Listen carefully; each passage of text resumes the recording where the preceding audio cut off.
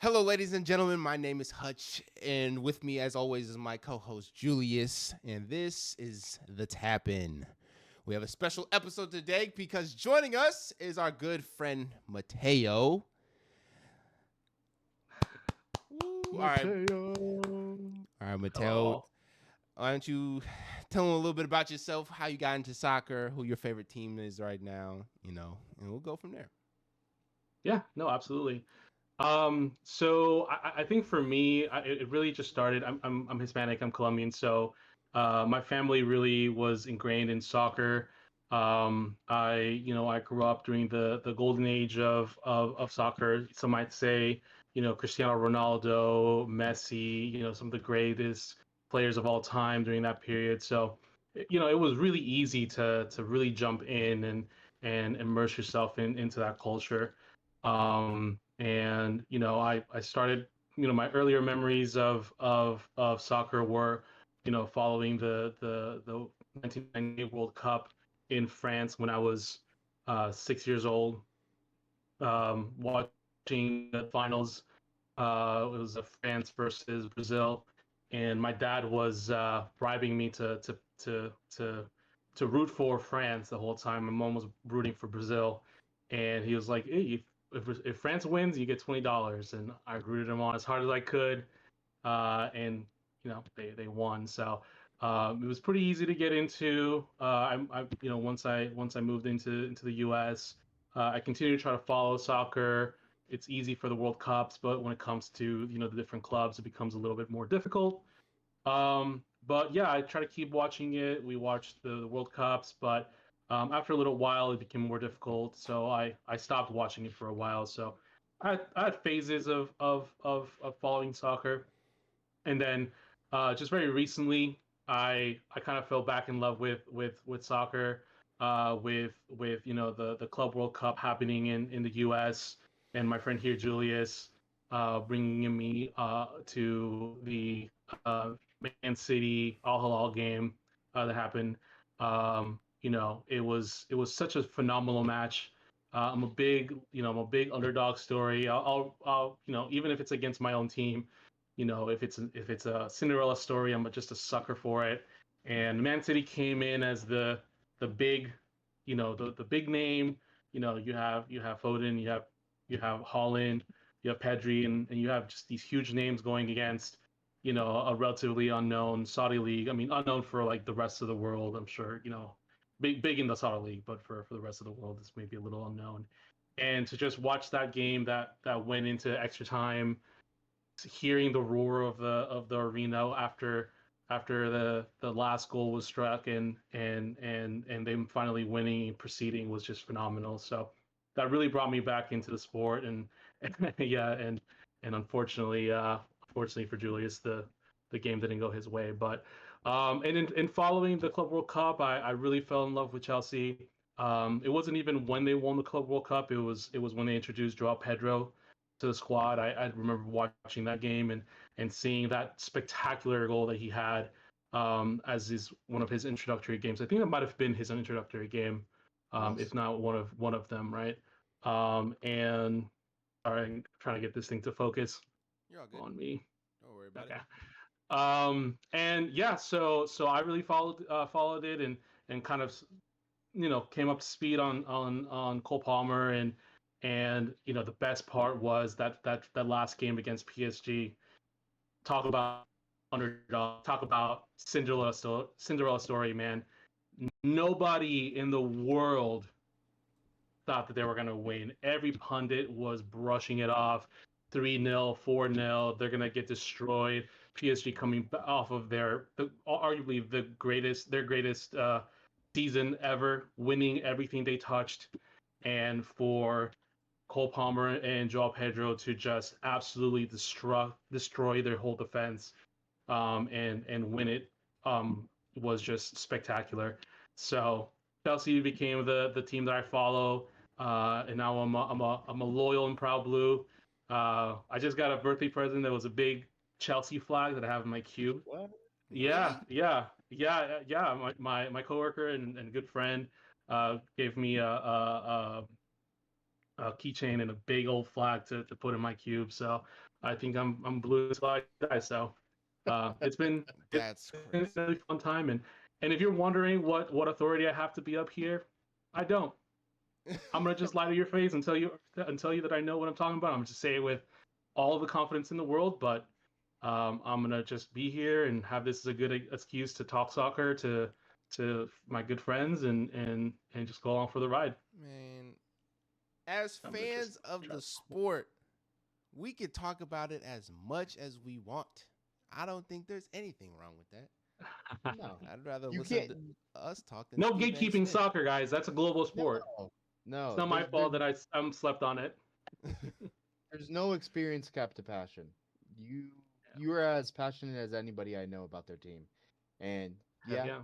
it made me very sad. And I'm sure you remember I was wearing a PSG kit that day, and the Chelsea fans, as we walked out Yes. of that bar, were merciless. And I was like, I'm a Man City fan, but they Yeah. had their day, and They I'm chirped happy them. for you. I'm They happy chirped for my you. man. They sang the songs. They did. Yep. And we There's more walked out of women that on the block there for as one. we were walking around the club. Yeah, it was hard, man. But I gotta say, I kind of dug it. I I love know. the drama, man. I know. Hey, It's sounds fun. like a It's fun fun. time to me. Oh yeah, it was. All right. So, before we get into our first topic, which is the Premier League, and we'll talk about the Ballon d'Or later, but there were some technical difficulties before this episode was shot. I just want to, rag on myself here a little bit. We talked about the Champions League for about 20 minutes when I realized that the audio was not getting picked up, except for mine, just me. I don't know what was going on there. So we're sorry if we don't talk about that. But we will be talking about the Premier League, which I think is a lot more interesting right now. You should have just done a voiceover for yours. You should have just tried to mouth your own words. I'm sure nobody would have been able to tell. Just do It a was like a voice. monologue. Just do a voiceover Yeah. for both of you.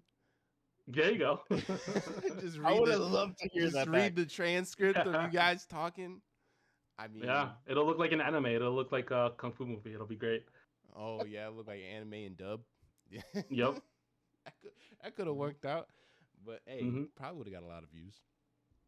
It may be But, canceled for some of the things that were said. yeah, No. he was just saying all types of slurs, guys. I mean, it Oh, was Yeah, right. crazy. No, I'm just kidding. I'm just kidding. But the Premier League is, I think we're in week 6 coming up. I believe week 4, Think week so. 5, Yes. week 6. Week There- 6. But in week 5, there was a bunch of good games. Speaking of Chelsea versus United, Mateo, how was Chelsea looking in this game? They were great. They were amazing. Honestly, I've never seen them in better form.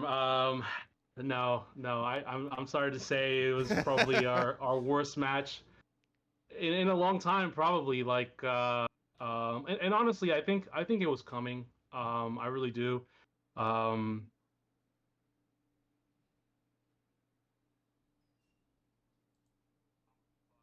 we came into the Prem thinking we had good depth, but 3 injuries with Levi Colwell has really shown that that's just not the case. And all props to Amarim, which is not something he hears very often, or at least recently, right? Um, he knew how to cut down our defense, which is just start hard, start strong, let us make an error, and we made the biggest error possible. Robert Sanchez, went out way too hard against I think Mbuemo. Yes. Stuck out that leg, tripped him over during a goal scoring opportunity, and got that red. And after that, it was just chaos. And I think unfortunately, I would say that this was all Robert Sanchez's fault, but unfortunately, it just wasn't. I think Chelsea, is good enough to have beaten Man United 10v11, but I think you know the quote unquote youth of the program of the team, how young they are, how inexperienced everybody is, really showed during that game. I think Enzo Maresca made some somewhat questionable substitutions during that game. and just really didn't win it. I think ultimately what happened is it almost felt like Enzo just knew that he was going to lose, and he was just trying to like preserve his players and preserve how badly they were going to lose by, because that's the only thought that it made sense for Estevao to be swapped out, right, to bolster your back five, or your back four, give him a full five. Although ultimately it ended up not helping at all. I'm sorry, he was swapped for Jorgensen. I apologize.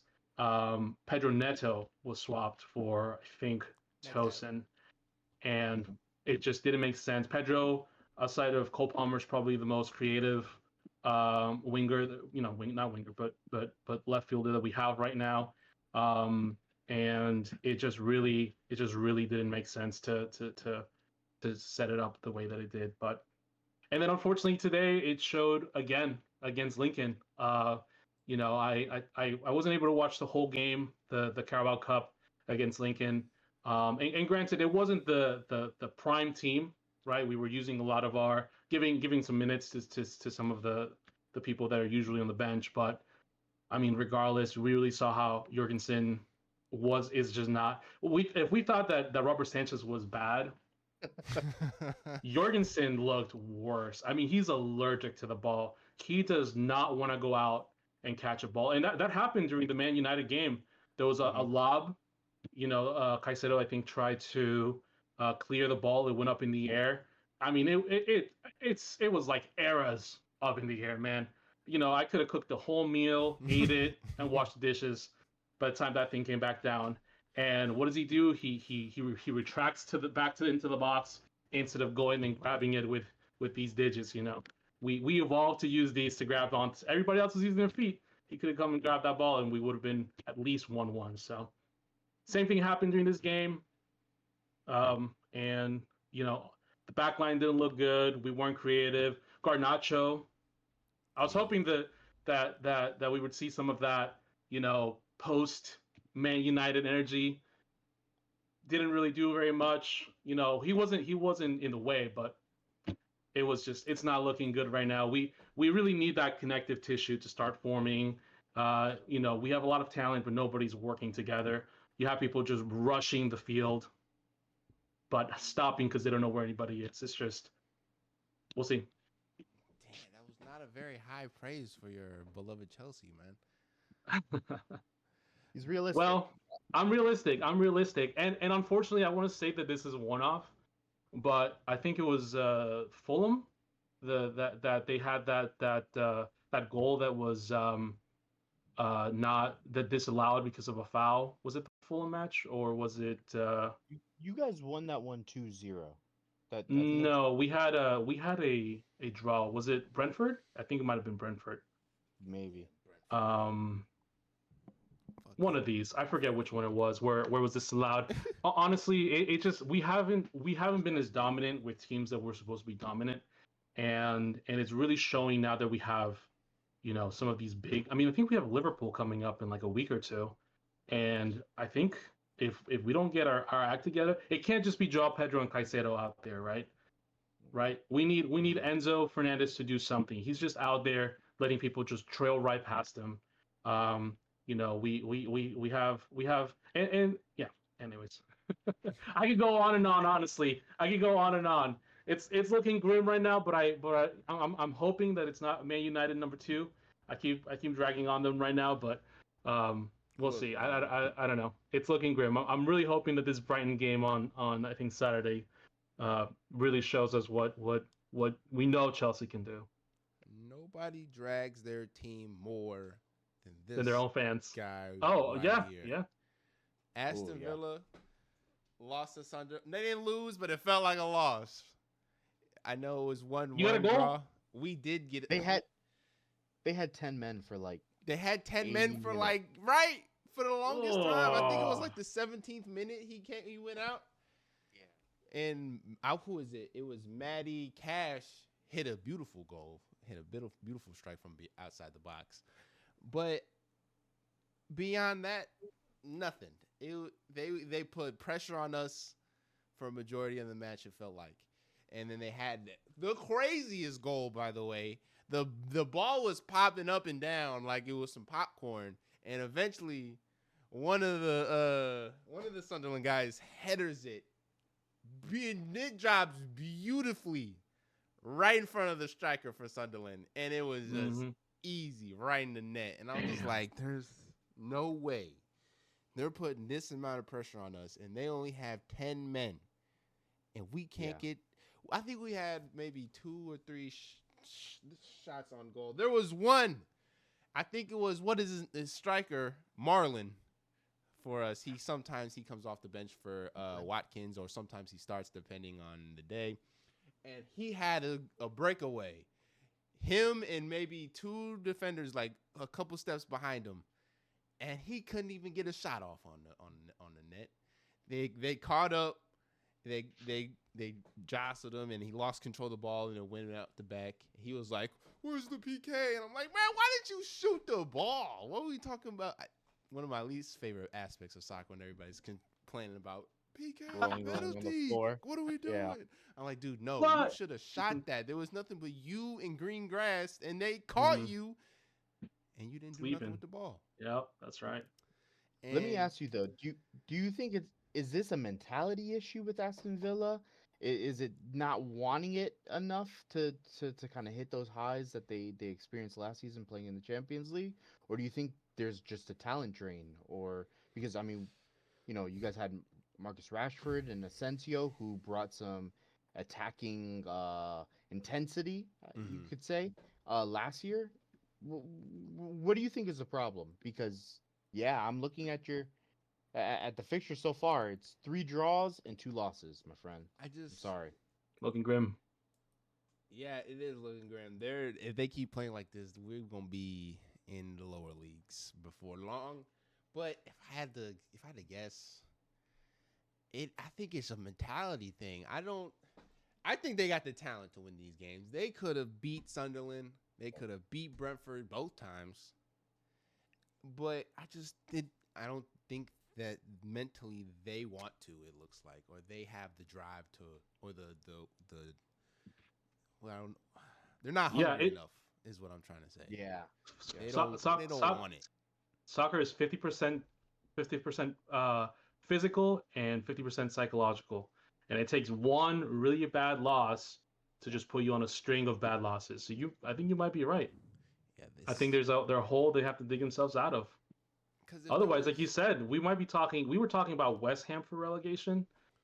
Now I'm thinking it might have a partner. I don't I know. wouldn't even be surprised at this point the way they're playing.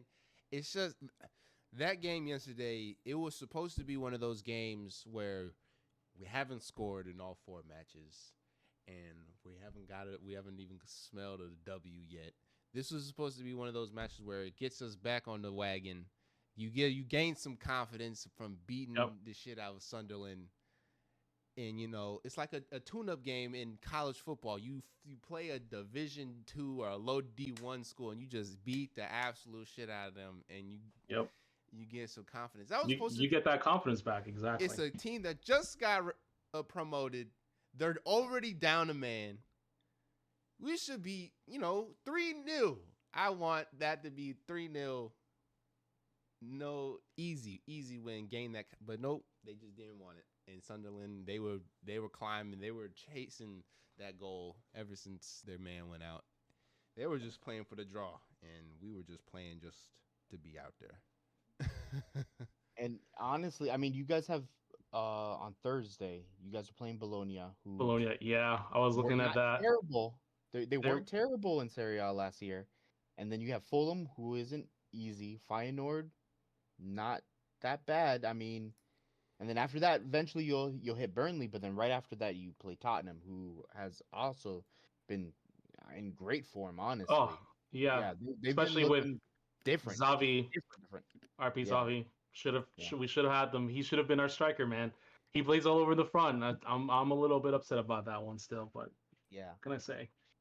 But who knows? Maybe getting out of the physicality of the Prem and playing a team from a different country like Bologna, maybe that will be the jumpstart that you guys need. It's possible. It may not Hmm. be easy as we assumed Sunderland would be, but maybe that's what you need.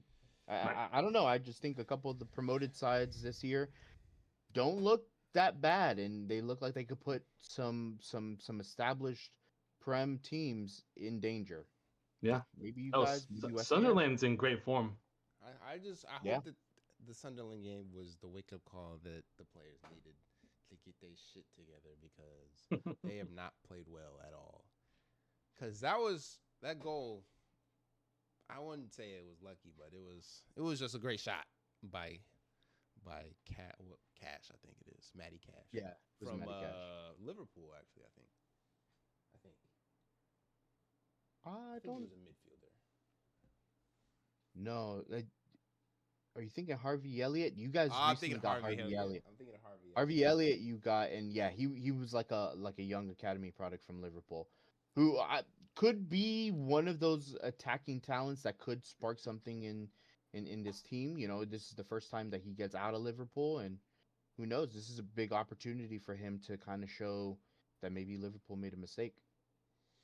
Possible. It's possible. I'm really just grasping at straws at this point, man. So it is what it is. Hopefully they'll do better. But City played Arsenal as well.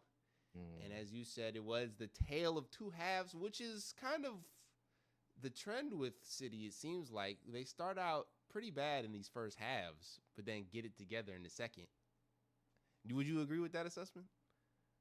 I feel like we have had instances of that, but in this game, it was actually the opposite. I think we looked really good, Really good in the first half. Yeah. from the beginning. We scored fairly early on. I think it was within like 4 or 5 minutes.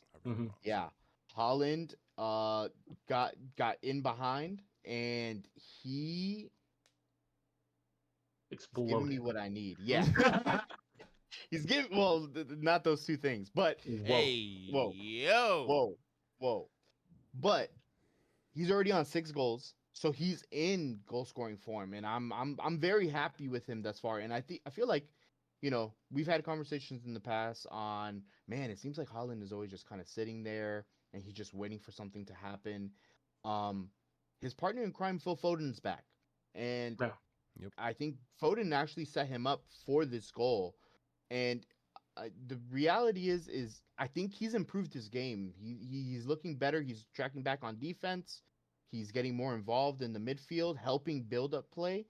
But ultimately, once we scored that goal, I feel like we got very complacent. And this is something that has bothered me with City for a long time, where we were merciless when we were at our very, very top, 2-3 seasons ago, where once we scored a goal, we were looking aggressively for that second one. Now we got a couple good opportunities.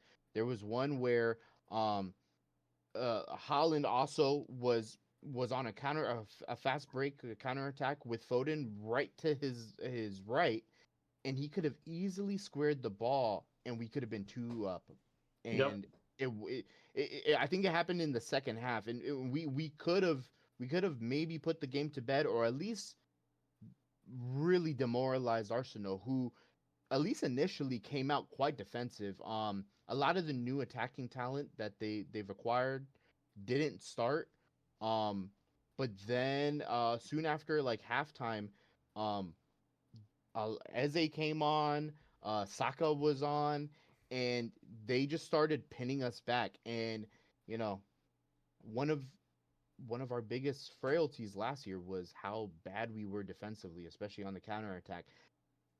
I'm kind of conflicted with this game because on one hand, we held out for a very long time, and I'm happy that especially like Kusanov seems to really be coming into the game as one of our new defenders. And I don't know. I think we're getting back to the place that we need to be defensively, but then ultimately we just couldn't get that win over the line. And then by taking off Holland at like the 50th minute, or like it was fairly early 76, on, 76 minutes. but Yeah. still, that's for No, me. That's conceding. You're right. What are you doing? Because then we bring on Nico Gonzalez, who's just there to bunker down even more, and then we went 5 at the back. I'm like, so Pep, what are you telling me here? Are you trying to say we're not good enough to get that second goal, and we're just gonna try to defend for our lives? And then lo and behold, Martinelli popped up with a like last minute winner, a great chip by Eze, set him up, and oh no, actually the goal. I think he played him through, and then Martinelli got a chip over Donnarumma, who was out of Yep. position. Yep. And I mean, it was a great goal. I can't even take it away from them, but I'm conflicted. You know. I don't know. I think I understand where Pep was coming from. I think that after you don't get that second goal, Yeah. that you have that much time, that much opportunity against Arsenal, they're not a joke right now, right? No. They're No. they're not Not they're at not all. doing as well as we all expected, right? But they're definitely no joke. I think I kind of applaud the change of tactic. I think Pep has been a little bit more reluctant to change form. I think that he's done a lot more one-on-one substitutions. So for him to try to bunker down, and it almost did win. It almost did Almost. work, It's like, right? And yeah. honestly, The there's last really minute. not much you could have done because the defending was there. I forget who Martinelli Yeah.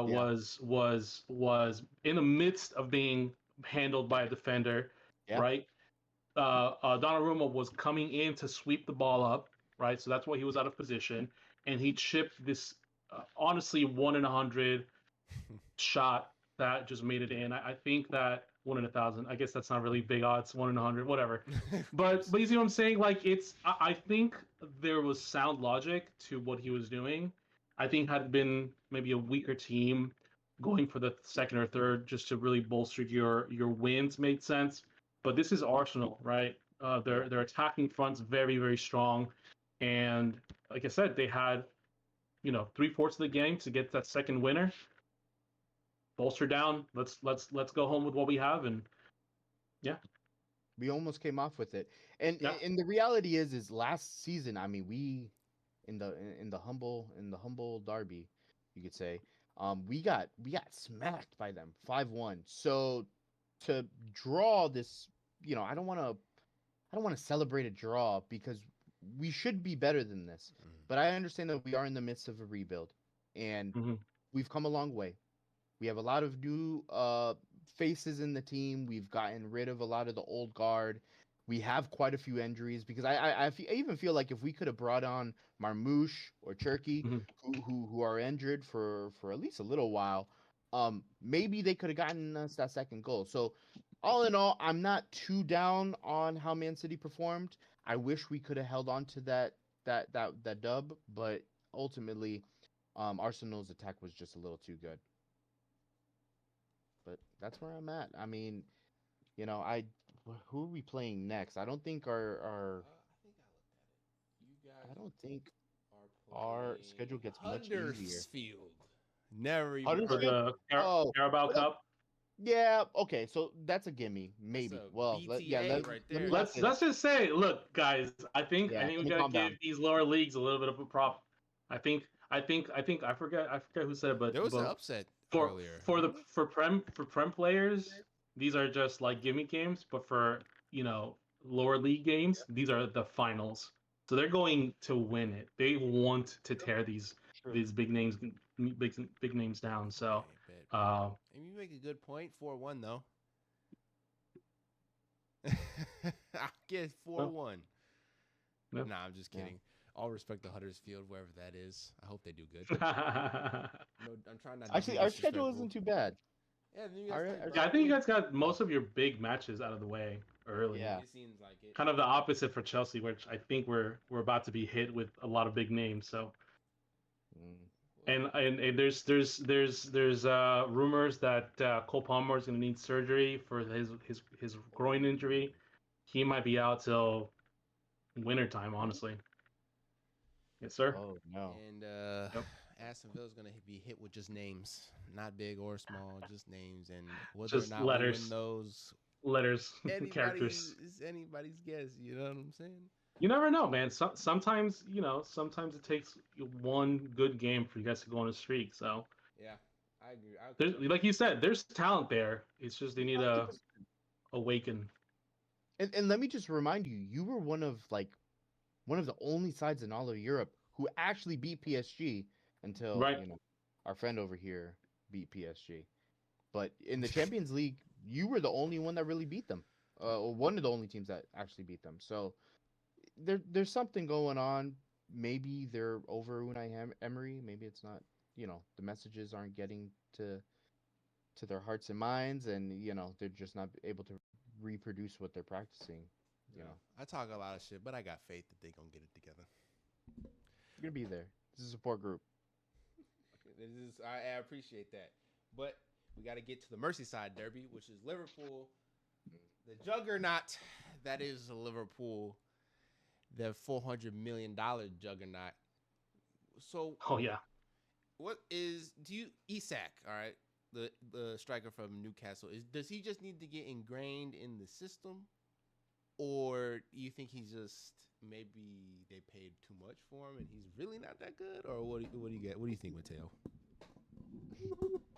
I it's kind of a difficult one because for sure a lot of these matches haven't been to the degree that everybody expects with the names that they have, right? I think we really expected Liverpool to just absolutely demolish pretty much any team that they go against with the names of um, uh, Isaac, Ekatike, Wirtz, um, and it really hasn't been. A lot of them have been buzzer beaters. A lot of them have been last minute wins. But it's just one of those things. I think that it's a lot of people, a lot of big talents, all coming in at the same time. I think it really takes time to develop that connective tissue, to know what each person's role it is. And it's not a bad thing to have that kind of depth, but you really need to know how and when to use it. And if you have too many egos all working in the same organization, you can get a situation like what Real Madrid has been dealing with Vinny and Mbappe, where you have two people who don't want to share, who don't want to really be there. They just kind of want to get in and get out. And you really sometimes need a leader to put everything together. So it's interesting. I personally think Liverpool's going to get it together. I think they have a really good coach behind them, which is unfortunate, right? I think I personally look forward to their downfall. I Everybody certainly want to does. see them. Yeah, I certainly want them to feel the sting of defeat as everybody on this video is on this podcast is feeling, has felt at some point. But unfortunately, they're looking really powerful. They can, the Prem's looking easy for them ish, and I think the Champions League is they're definitely a proper contender for it. So Now, it's gonna be interesting. They just need that leadership. That's all if they need. if what they look like right now is called, as you said, they need to get it together, I don't know. Yeah, that's what I was thinking. I don't I know honestly, what I don't know what it is. Because if they got to I get it really together, just what is going on? They're killing people right now. It they feels like. should, but what we would expect is like what Barcelona is doing in La Liga, right? It's those spreads that I'm expecting from the amount of money and the amount of talent that Liverpool has. Dominating. And it's Yeah. right. It's not to say that they're doing bad necessarily, but it's not saying that they're doing as good as they're expected to perform.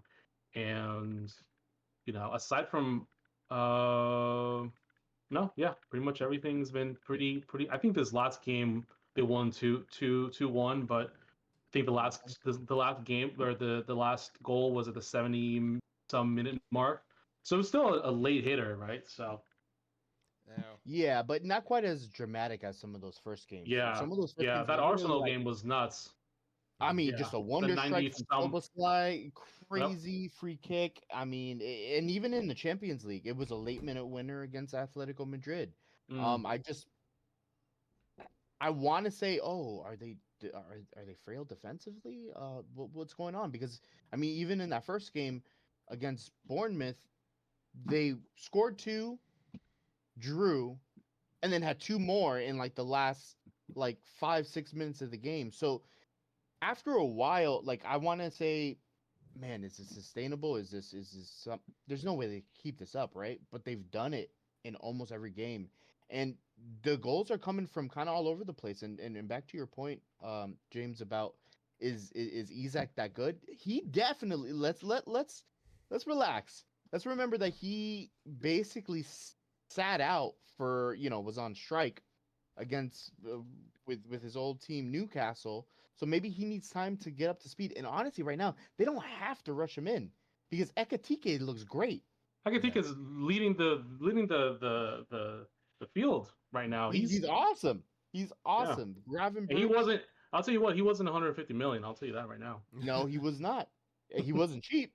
No, but he wasn't 150 Hey, million. look, that skepticism was for my boy Cody. All right, he's still salty that he left Newcastle because Cody's in Newcastle fan. Yeah, So that skepticism of me, is he really that good? That was for him. All right. but Newcastle's it's not looking terrible either. No. What's his name? Volvermende or Volver? Yeah, I think so. Voltemade. He's the captain, Yeah, right? Yeah, something like that. he's looking like a great addition for Newcastle. So I don't know. He shouldn't be that mad. I like the aggressiveness already that scored a Newcastle winner. plays with.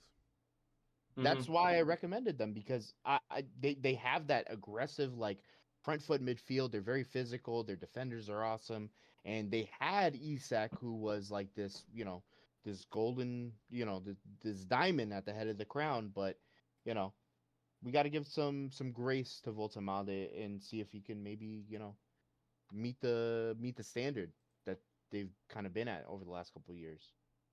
Because they're not doing the greatest either. When you look at their schedule, they just played Barcelona. They just lost to Barcelona, but they barely beat the Wolves. 1-0. Yeah. And the Wolves And are drew to Bournemouth. terrible.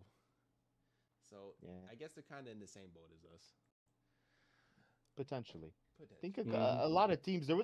Let's remember how much money was spent this summer, and how many teams got major parts of their attack or of their teams kind of poached by some of the bigger fish. Newcastle Two was one teams of them specifically. Two teams Team- specifically. that spent ridiculous amounts of money or that Yeah. got poached. That poached everybody up. I mean, I don't know. You guys buy a lot too. You guys Not this buy season. plenty. But Not this season. historically speaking, Historically, but not this season. This season we were hit with, I don't even remember, it was some UEFA restriction where we couldn't spend too much money or something like that, and then there's these 76 fines or whatever charges against the FA against Chelsea. I don't even know. Get in line. We definitely didn't spend what we should have. I'll tell you, we still have Robert Sanchez as goalie, so that shows you right there we didn't spend no money. With Onana gone, Yeah. Chelsea has the worst goalkeeper in the Prem. You know what this is? That's The smallest you got violin booger in your ever, finger. man. Oh, The okay, smallest yeah. violin. Yeah. So I Yeah. don't want to hear No. You that. definitely spend money too, and you probably sold a hotel to yourself to be able to afford the players you did buy. So I don't want to hear it. I'm sorry. Yeah, me neither. But what I do want to hear about, look at the segue. Sorry. Hey, I do want to hear about is the Ballon d'Or winner Dembele. Did he deserve it? Did he not? Julius, what do you think? Yeah. I think he absolutely deserved it. I mean, that might have been in the missing tape, but we talked about that's it. for the Patreon, for the OnlyFans. There you go. We do this shirtless. That's Anyways, I think Dembele is coming off a historic season. I mean, PSG in general came off a historic season. They won a treble the very first time that they win the Champions League. Dembele was considered a flop by many after he left Barcelona. Yeah, he just they expected him to hit those heights in that team. Didn't work out for him. He went to PSG under Luis Enrique, who has made it a tendency to not just be a Champions League winner, to be a treble winner, and to reinvigorate careers. He did it at Barcelona. He's doing it now in PSG, and that was they didn't ask me, but I would have definitely voted for Dembele. I think there was other great contenders this year. Lamine Yamal came second, Vitinha, his Dembele's teammate, came third. But I think Dembele is the deserved winner. I don't think you can. Going back to your point, Mateo, about loving a Cinderella story. He's a comeback kid at this Yeah, point. He's on yeah. top of the world. His whole life story was almost Yeah, written for movies, right? yeah. So yeah, It's a fantastic story. he won this for his hometown, which is beautiful. Exactly. So it's Exactly. amazing. And I think they literally invited a bunch of like people from Paris Kids and stuff to the Ballon Oh d'Or wow. to root him on. So honestly, I don't think it's better deserving than that. And I don't think, I mean, Julius, you tell me, has anyone other than a Champions League winner or Messi or Ronaldo ever won the Ballon d'Or? I feel like it's a requirement. You either have to be those two or a Champions League winner. Yeah. Yeah. It really, I think the whole Ronaldo and Messi era kind of skewed the landscape where Mm-hmm. you either had to be one of those two or you had to be associated with one of their teams. I mean, Yeah. well, specifically Real Madrid because Luka Modric won it when I think Lewandowski probably should have won it when he was still back at Bayern Munich. Benzema had like a crazy campaign in the Champions League, but ultimately won it with a just he went Super Saiyan in that campaign. He really did. Oh, did. no, I believe you. So yeah, it's typically a Champions League winner. So I mean, it's fitting that Dembele won it then because he definitely deserved it. Fair enough. I'll tell you what's more surprising to me, and maybe Julius, you can tell me if they're right or wrong on this, but how low Holland was on that list? It was like 26. 26. I mean, Listen, So I don't know. I'm really surprised by that one. I mean, The- I love Cole Palmer. Cole Palmer was 8th, and I'm proud of him for that. But That's fair. I expected Holland to be at least have a 1, not a 2 in front of that number. now, if I could say, no, sorry. yeah, go ahead, James. No, go ahead. From what I could, I'm not been in the game too long, but from what I could ascertain, the meaning of the Ballon d'Or and who wins it, the reasoning behind the votes, it has kind of like changed a little bit. Like I think it's like this is the best player in the world. It's the best person who had the best season last season, and it's kind of like, Okay. well, which one is it? Did he have is it the person who had the best season last season, or is it just the straight up best player in the world? Yeah. Because it's like I saw a clip earlier where they were talking about Dembele winning, and the guy was like, he's not the best player in the world. I don't understand why he just won this. And then the guy was like, but he just had the craziest season like we've seen in a while. And there was like, then And he was instrumental. So he was instrumental. Is Yeah. it one or the other, or what do you guys think, No, Julius? Because you look like you got a lot to say. I think it's a synthesis of both. I think realistically, well, first off, if you guys don't know, how they vote for the Ballon d'Or is basically they invite all the teams who are involved in the FIFA Federation. They get one journalist from every single one of those teams, and each one of those journalists casts a vote. So it's ultimately a popularity contest. So the Yeah. criteria on how these journalists might vote is kind of up in the air. It could be this is the best player on the planet. It could be this is the best season, over the last year. I mean, for context, and actually, I'm sorry I forgot this, Mateo. We didn't win the Champions League last year, but Rodri is the last winner. Mhm. But he was such a pivotal part of our team and had come off the treble in 2023 that ultimately the journalists sided with us over Vinicius, and I feed off of Real Madrid tears, so I was very happy about that. Yeah, and I see that jersey that you're wearing. It Mhm. looks cool, damn it. It is Yeah, a cool Dragons- jersey. It is a cool Dragon's jersey. nice. Okay, all right. But Hater. yeah, I And think it's very subjective. I don't know. Yeah. But still, I mean, even as a popularity contest, I mean, who's more popular right now than Holland? I mean, Holland is up there in names. Who's number 2 in the ranking?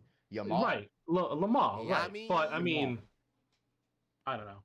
I just don't. I saw. I mean, Donnarumma was up there. Well, I guess he was pretty instrumental in the PSG game. Yeah. Yeah. I don't know. I guess I'm a little bit. It didn't pass the smell test on that one. It really made that whole list a little more questionable. I saw some names on there that in front of him where I just even Man City's worst season, he still had a great season, and he should have been way higher on that. He should have been like 15, 16, 17, but like bottom of the list, nah, I don't believe It's it. ridiculous. But number wise, you're absolutely right. But also bear in mind, we didn't A- win anything last Anything, season. true. So I will say one last thing though, for Lamine Jamal's sake, I'm glad he didn't win it. yeah, Yeah. I They the would have think been young all man has over too it. much. he's so young and he's been so glazed that I think he might end up just bright, shining, and dying off. You think he's gonna You know die what I off? mean? Not die literally, but I think he might be one of those. I don't know. It really depends. If he gets in with a bad crowd, I mean, you already kind of see with this whole 18-year-old or 18th birthday party and all the Yeah. things he's kind of getting into. It's a little concerning that he's gotten this. I mean, he's a boy at the end of the day, So was right? Messi I mean, and now Ronaldo. But that man can party though. he's I'm just yeah, he saying. can party. But I'm saying Messi and Ronaldo, I don't think were one. I think their careers were. Are they at the same pace as Lamine Yamal's? I think he's out No. running them, right? Yeah, And yeah. Or and or, the or even notable in terms of games played, he's outpaced yeah, both.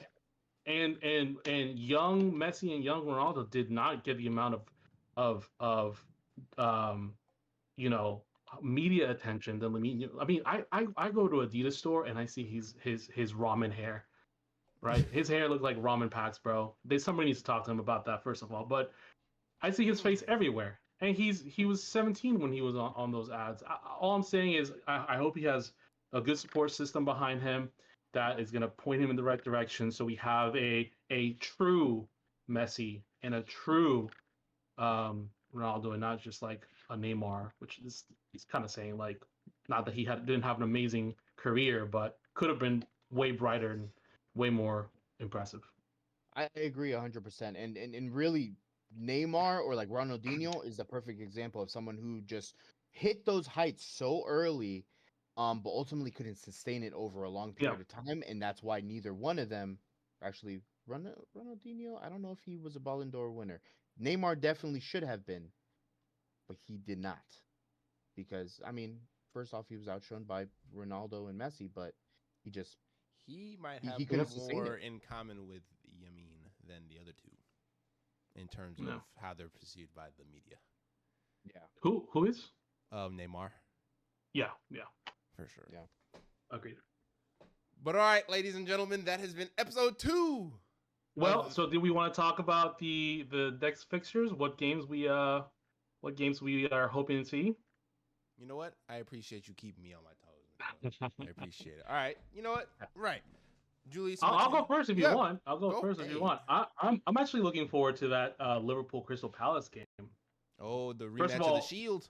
That's Yep. right, rematch of the Shield. I think that Crystal Palace is looking in surprisingly good form.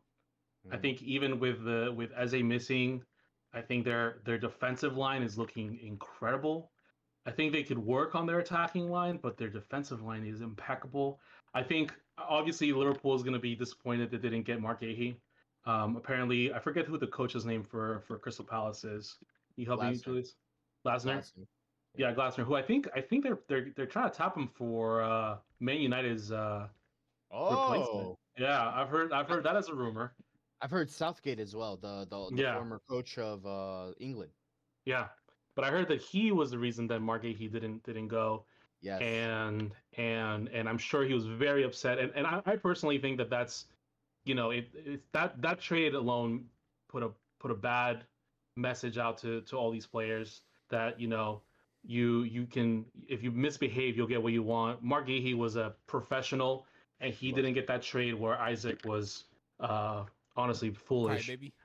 But I think that might be a proper game where Liverpool won't be able to break that defense. It's a hard and a rock place. Liverpool's gonna have to work really hard against that amazing defense. So I'm excited for it. Julius, what's your game of the week? I want to see Chelsea Brighton. We The reason I didn't say that is because I'm scared. I know. I'm That was nervous, me and dude. Arsenal and Napoli and United I'm gonna Listen, watch it, but I'm gonna be like under a heated blanket with yes, a soft pillow. Curled up. Just in yes, case. Yeah. yes. Honestly, it's Brighton versus Brighton with the amount of Brighton players that we have, but Yeah. That's Talking fair. about rating other teams. Yeah. I forgot about that. you know, you're not Your wrong. whole You're not wrong. midfield, bro. What'd you guys Eh, All but- midfield, yeah. Brighton? João Pedro too. Yeah, and João Pedro. Yeah. And I want to say Cucurella. That's where you guys got. Cucurella. Was he in Spain or was he Brighton? I don't know. Either way. I think You guys Caicedo have- definitely is. I Yeah. don't know who It- it was, but Yeah. Listen, I think that's going to be a very exciting game. Hope. Yeah. When will Sanchez's suspension be over with? it's over. So they counted the Carabao Cup as because he has Okay. a one match expulsion. So he'll be back for the Brighton game. Thank God. Honestly, God. I'm surprised with Jorgensen because he actually did great in the Conference League, and he did pretty damn good in the Cup World Cup. So to see him drop this bad, man, surprising. Be out of practice. It But makes me yeah. nervous because if Robert Sanchez get injured, we're cooked. Anyway, sorry. No, I'll you're go Chelsea. absolutely I'll go right. Chelsea. No, you're absolutely right, and I want to see what Brighton can bring that day, and if Chelsea can get back to winning ways. Yeah. We're gonna have to see. And I'm I didn't know that about Cole Palmer, so that makes me kind of bummed. Yeah.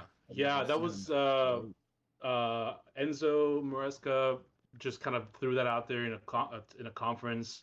He was like, the medical staff thinks that he might need surgery, and I'm like, why did you play him ever? Why? Yeah, If he's not honestly. 100%, don't play him. Period. It doesn't matter lose, because he needs to heal, or you're gonna really lose. So Yeah.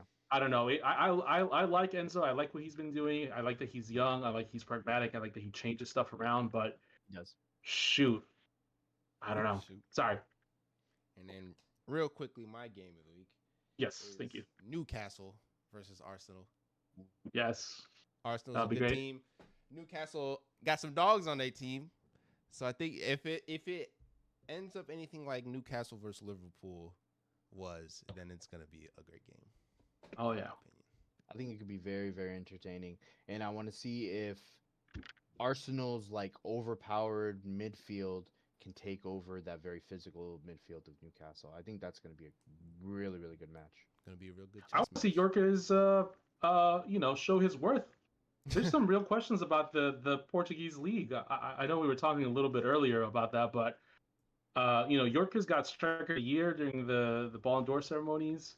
And he had that incredible season last season, but I mean, has the Premier League just completely muted him? And yeah, he's not. Also, he has one of the worst celebrations I've ever seen in my life. But anyways, I digress. But all right, it has been episode 2 of The Tap-In.